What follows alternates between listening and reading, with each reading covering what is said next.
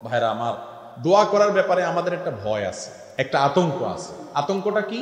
আমরা মনে করি আমাদের দোয়া কি আর কবুল হবে। এই জন্য আমরা নিজেরা দোয়া টোয়া করি না, যে আমি দোয়া করে কি হবে, গুনাহগার মানুষ। হুজুরে 20, 50, 100, 200, 500, 1000 টাকা দিলে হুজুর দোয়ার মায়ের পেজগুলো ভালো জানেন, কত সুন্দর ছন্দের তাল মিলায়া মিলায়া সুর দিয়া দিয়া, কবিতার সাথে আপনার সুন্দর করে গোছায়া গোছায়া হুজুর দোয়া করেন। আমি তো এত মায়ের পেজ দিয়ে দোয়া করতে জানি না। এই কারণে আমাদের অনেক ভাই বোন নিজেরা আল্লাহর কাছে দোয়া করা থেকে মাহরুম থাকেন, বঞ্চিত থাকেন। ঠিক না ভাই? ঠিক। ভাইরা আমার, আল্লাহ তাআলার কাছে দোয়া কবুলের জন্য খুব মায়ের পেজ দিয়ে, খুব আপনার সুন্দর গোছানো ভাষা দিয়ে, খুব আবেগ সৃষ্টি হয় সেরকম সুরের তালে তালে, ছন্দের তালে তালে দোয়া করতে হবে, এমন কোন শর্ত কোরআন হাদিসের কোথাও বলা হয় নাই। দোয়া কবুলের জন্য মূল যে বিষয়টা লাগবে সেটা কি? নবী করিম সাল্লাল্লাহু আলাইহি সাল্লাম বলেছেন, লা ইয়াজালু ইস্তাজাবু লিল আবদ, বান্দার দোয়া ততক্ষণ পর্যন্ত কবুল হতেই থাকে, হতেই থাকে, কখনো দোয়া ফেরত দেওয়া হয় না। মা লাম ইয়াদউ বিইসমিন আও কাতিআতির রাহমিন, যদি কোনো পাপের দোয়া না করে, অন্যায় কাজের জন্য দোয়া করে, আল্লাহ আমি যেন এই আকামটা করতে পারি তৌফিক দান করো, এরকম যদি দোয়া না করে, আর আত্মীয়তার বন্ধন ছিন্ন করার জন্য দোয়া যেন না করে, আল্লাহ অমুকের চেহারা যেন আমি আর না দেখি, তার সাথে আমার কোনো সম্পর্ক যেন না থাকে, আত্মীয় স্বজনের সাথে এরকম সম্পর্ক ছিন্ন হওয়ার মতো খারাপ দোয়া যদি না করে, পাপের কোনো অপরাধ কাজের জন্য আল্লাহর কাছে যদি দোয়া করার স্পর্ধা না দেখায়, আত্মীয়তার সম্পর্ক ছিন্ন করার যদি দোয়া না করে, এবং তাড়াহুড়ো যদি না করে, এই 3 কাজ যদি করে, বান্দার দোয়া আল্লাহ অবশ্যই কবুল করেন। আরেকটা সম্পূরক শর্ত হলো দোয়া কবুলের জন্য হালাল উপার্জন।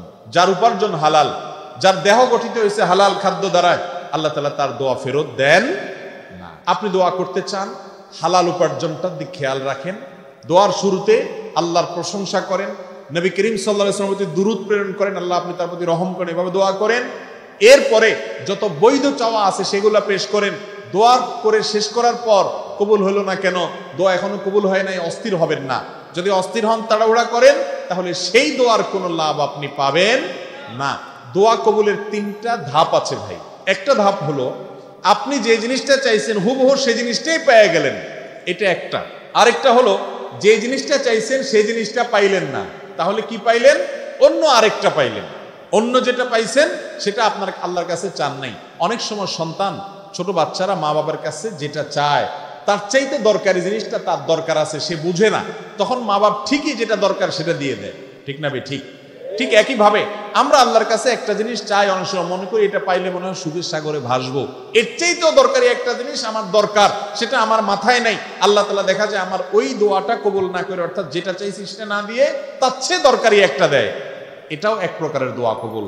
দোয়া কবুলের 3 নম্বর ধাপ হলো আমরা আল্লাহর কাছে দোয়া করলাম, দুনিয়াতে কিছুই পাবো না, কিন্তু এই দোয়াটার বিনিময়ে আখিরাতে একটা পুরস্কার জমা হবে। ওই পুরস্কার পাওয়ার পরে বান্দা বলবে, আল্লাহ দুনিয়াতে কোনো দোয়া কবুল না হয়ে আজকে যদি সবগুলোর জন্য সওয়াব পাইতাম, তাহলে সেটাই আমার জন্য বেটার হইতো, ভালো হইতো। দুনিয়ার দোয়া যে কবুল হয়েছে সেটা তো মৃত্যুর সঙ্গে সঙ্গে দোয়ার যে উপকারিতা শেষ, আখিরাতে যেটা জমা আছে এটা তো অনন্ত অসীম কাল পর্যন্ত আমি ভোগ করতে পারবো। এই জন্য ইমানদার দোয়া করার পর কবুল হইল না কেন, দেরি হইল কেন, কবুল হচ্ছে না কেন, অস্থির হবে না, নিরাশ হবে না। দোয়া এই কথা চিন্তা করে যে কবুল হয় না তাহলে ছেড়ে দেই, এই চিন্তা করে দোয়া ছেড়ে দিবে না।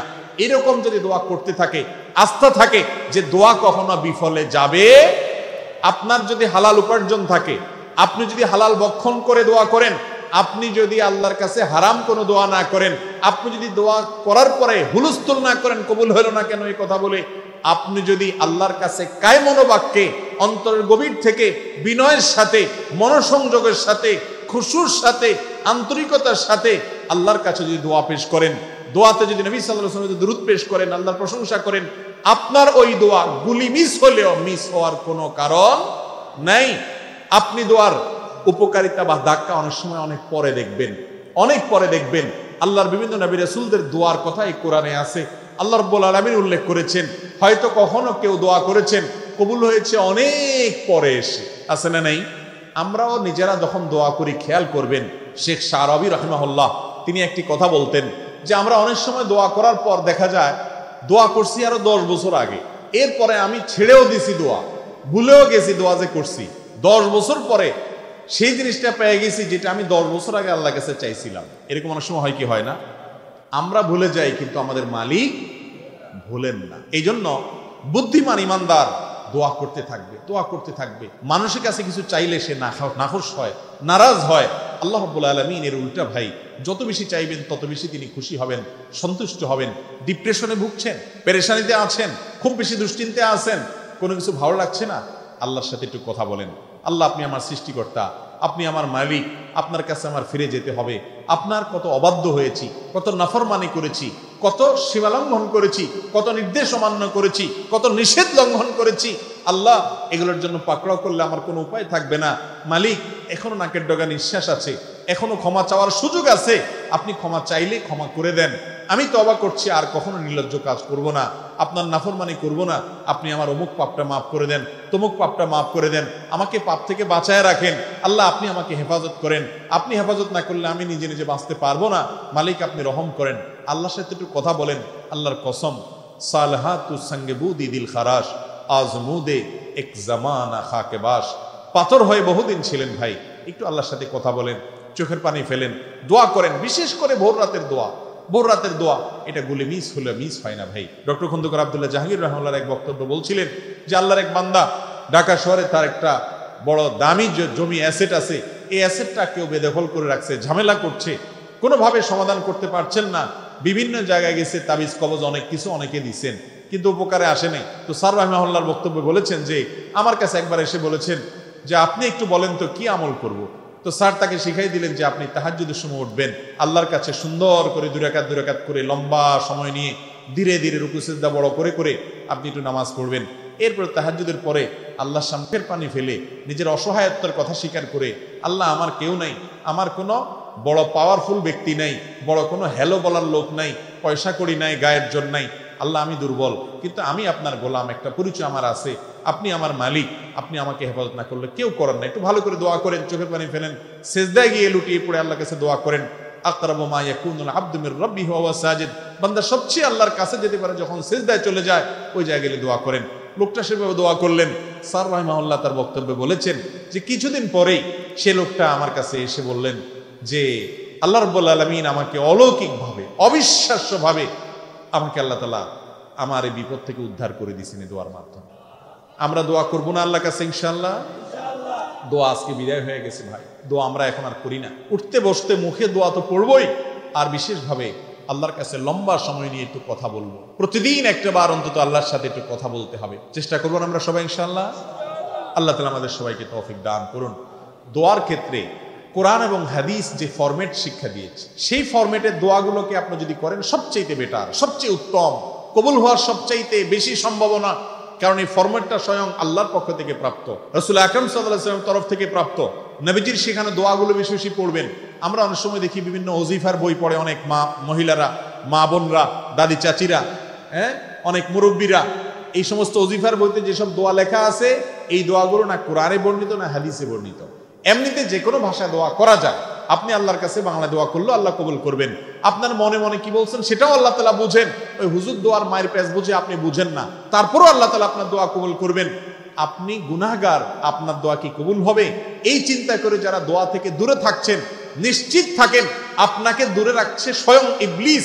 কারণ ইবলিস জানে দোয়ার মাধ্যমে আপনি পাতাল থেকে আকাশে উঠে যাবেন, দোয়ার মাধ্যমে আপনি জাহান্নামী থেকে জান্নাতি হবেন, দোয়ার মাধ্যমে আপনার সাথে আল্লাহর সম্পর্ক গাঢ় হবে, দোয়ার মাধ্যমে আপনার ঈমান মজবুত হবে, দোয়ার মাধ্যমে আপনার ইবাদত প্রকৃত অর্থে ইবাদত হবে।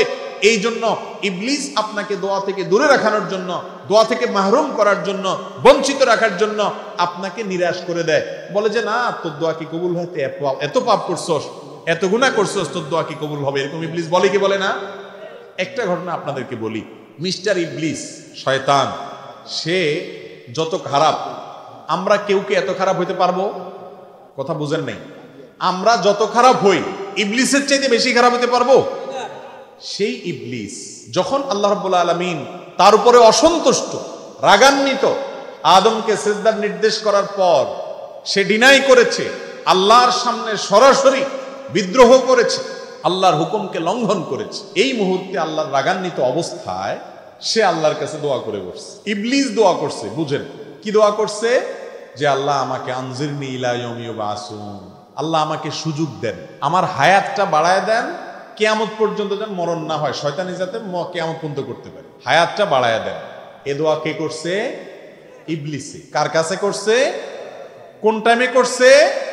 আল্লাহর রাগের সময়। আল্লাহর অবাধ্য হয়েছে, সামনে বেয়াদবি করেছে, হুকুম লঙ্ঘন করেছে। আল্লাহ তাআলা তো চাইলে তাকে চরম শাস্তির মধ্যে তখনই ফেলতে পারেন। ওই রাগের মুহূর্তে পর্যন্ত আল্লাহর কাছে সে দোয়া করে বসছে। মজার বিষয় হলো সাথে সাথে আল্লাহ দোয়া মঞ্জুরও করছে। মঞ্জুর করছেন না করেন নাই? এরপরের আয়াত কি? ইন্নাকা মিনাল মুনজারিন। যাও, তোমাকে ছাড় দিলাম, সুযোগ দিলাম, তুমি কিয়ামত পর্যন্ত হায়াত পাইবা, তোমার মৃত্যু আসবে না। সবাই মরবে, মানুষ মরবে, তুমি মরবা না, তুমি কিয়ামত পর্যন্ত বেঁচে থাকবা। তাহলে ইবলিস যদি আল্লাহর রাগের সময় আল্লাহর কাছে দোয়া করে সাথে সাথে দোয়া মঞ্জুর করাইতে পারে, আপনার আমার দোয়া কবুল হবে কি হবে না? ইনশাআল্লাহ। এরপরে যদি কেউ আল্লাহর কাছে দোয়া করতে ইতস্তত বোধ হয়, যদি দোয়া করতে দ্বিধা হয়, যদি দোয়া করতে সংশয় হয়, তার চাইতে কপাল পড়া আর কেউ হতে। ইবলিসের দোয়া যদি কবুল করে, আপনি আল্লাহর ইমানদার বান্দা, হয়তো ভুল ত্রুটি করেছেন, কিন্তু আপনি বেঈমান না, আপনি কাফের না, আপনি ইবলিসের মতো খারাপ হতে পারবেনও না। তার চাইতে হাজার লাখো গুণ ভালো আপনি আল্লাহর প্রিয় বান্দা, আল্লাহর আদরের বান্দা। আপনি আল্লাহর কাছে দোয়া করলে আল্লাহ দোয়া অবশ্যই শুনবেন ইনশাআল্লাহ। দোয়া করবো তো ইনশাআল্লাহ।